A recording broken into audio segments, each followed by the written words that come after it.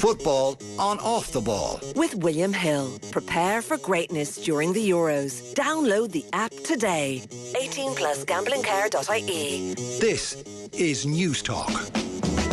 Now, delighted to say that I'm joined by Republic of Ireland international and Birmingham City player Jamie Finn to look ahead to tonight's game between England and the Republic of Ireland. But Jamie, before I ask you about the game itself tonight, how's the ACL recovery going at the moment? I believe you were in getting further physio this afternoon. How's the recovery a few months out now?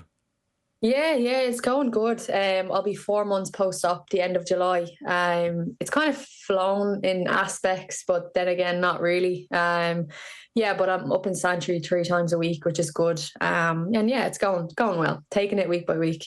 Is it tough on weeks like this where there's a couple of big qualifiers on, like the England game, like France next week, when you're resigned to the fact that you knew this was going to be a long-term recovery from the knee ligament, but can't be easy when these big matches are on?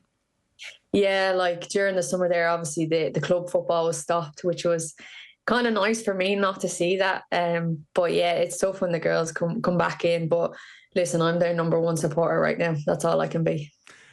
Tonight, look, I suppose the task is difficult. We were chatting to Kathleen a little bit earlier on about particularly having Katie McCabe suspended. Then you would have had Heather Payne as a natural starter if it wasn't for her Achilles. And Ciara Carusa has become the player to lead the line, really, under Eileen Gleeson so far. So some key absentees, which makes it all the more difficult going up against the second best team in the world and the reigning European champions. Yeah, like as you said, they're 3 key players for us. But I think with that, you need to look at the positives, and the positives in that is that other players are going to come in, get their opportunities, and hopefully start the game. And yeah, I think you need to look at it in that way. The whole squad needs to be kind of ready to go and perform when they're asked to do so. So yeah, the 3 players are going to come in and start, and then obviously the subs on the bench. Like, we're a whole team, so that's obviously a positive that people can get opportunities. I think I'd probably prefer to have Katie McCabe and not to have to even consider this, but given the dependency that's been around Katie, and that there's always so many arguments about whether it's better to have her further forward, does she need to be more central to the play rather than being out wide? Is she wasted in the left wing back position? All these discussions for the last 4 or 5 years. We're now getting to see a big game without Katie McCabe, whereas you say players are probably going to have to step it up a few percent in her absence tonight. Yeah, absolutely. Like, Katie's a world-class player, and we're obviously grateful to have her. Obviously hugely disappointing that she's not available tonight, but like I said, like, players can come in and yeah, like, put their stamp on the game, and we can see it from a different view as well. And then obviously we can see, right, where can we put Katie then? If someone comes in and performs well, then where can we get the most out of Katie as well? So yeah, we can look at it that way as well. Dare I ask, I mean, you've played alongside her and trained alongside her. At international level, what do you think would be your best position? Oh God, you put me on the spot here. Like, I think the wing back position, it does suit her in a way. Obviously, she's a great attacking force, and defensively she does well too. So if we play in, it all depends on what formation we play, really, doesn't it? But I can also see people's argument that she could be better further up the pitch as well. So I'll leave that to Eileen. That's a very good tactic to go. But I said I'd ask you anyway.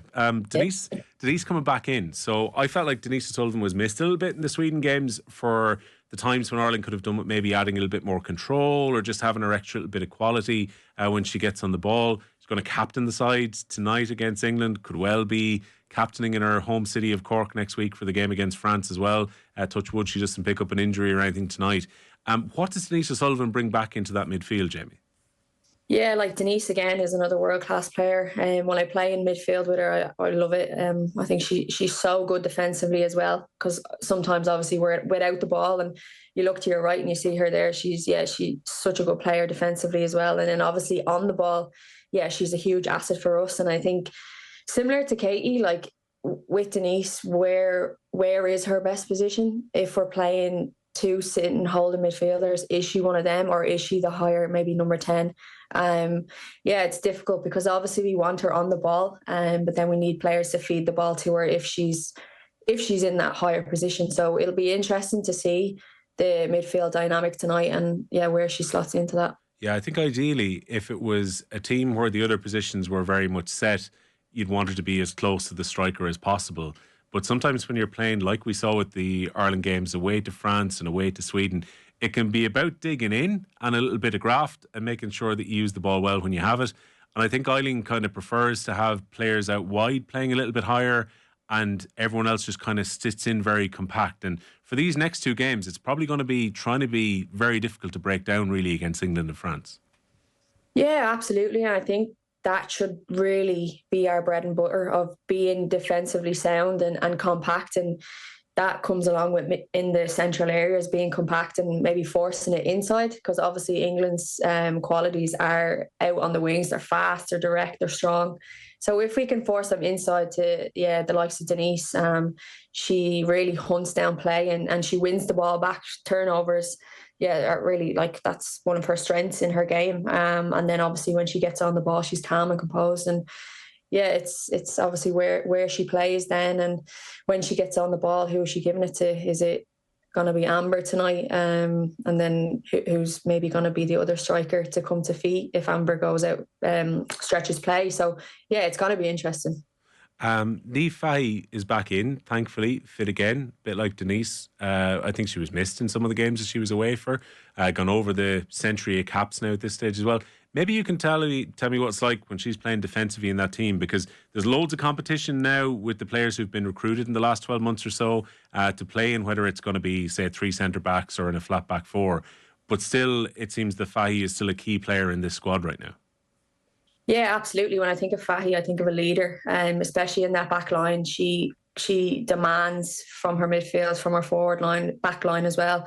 When I've played wing back with her and she's one of the centre backs, like, it's constant communication, and that's what you need. Like, as a player, you look to your left and you want that communication from your centre backs. And obviously in midfield, when I play there as well, it's very verbal, and that's what you need. And she's just such a presence on the pitch as well. And I think with Fahey as well, she is composed on the ball too, which in that 3 central is vitally important if we're playing out as well. We need centre backs to be composed and pick out players like Denise in midfield. So yeah. Jamie, the challenge against England tonight, we saw them at the Aviva maybe leave a few chances behind them, but I thought they were very good.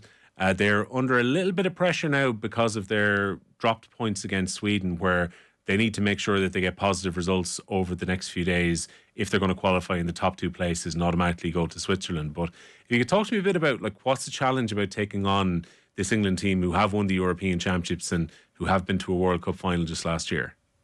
Yeah, it's a huge challenge. Like, as you said, as a nation, they're up there with one of the best.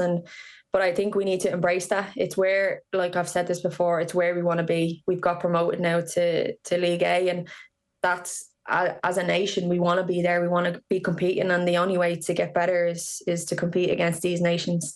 But I think it's all about developing. Obviously, with new management, new style of play, like, it's not going to happen overnight. But we need to take these games as a developing kind of game. And obviously, listen, we go out to win every single game. As a footballer, that's what you want to do. You want to win every single game. But also we need to be focused on our game plan. And I'm sure Eileen and the backroom staff have got them raring and ready to go for this game. Because as you said, England will come out and they'll want to win this game.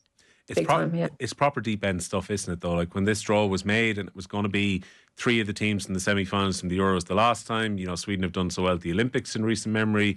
England carried that form into the last World Cup.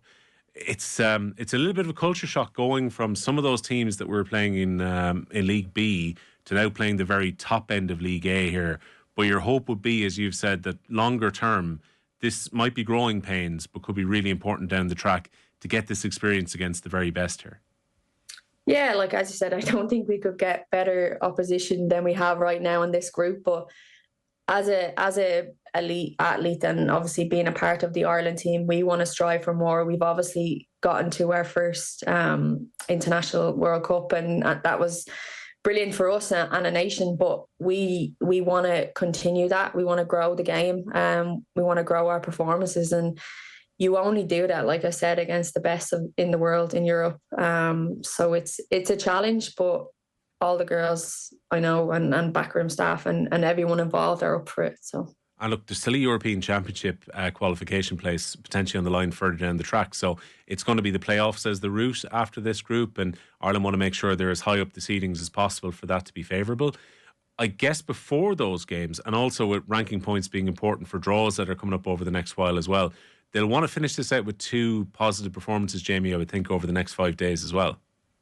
Yeah, absolutely. Like you're looking to the future, and obviously that European Championship is where we want to be. Like I said, we've gotten to a World Cup, our first major tournament, but we don't want to stop there.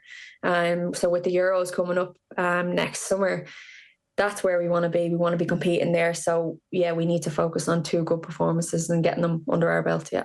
What's your expectation for tonight then? I guess even taking into the context as well that England need to win this, because when Sweden and France are playing each other, England need to profit and probably try and catch up some of the goal difference on Sweden as well. So they're going to be going full tilt at this at 8 o'clock at Carrow Road. But how do you see tonight going?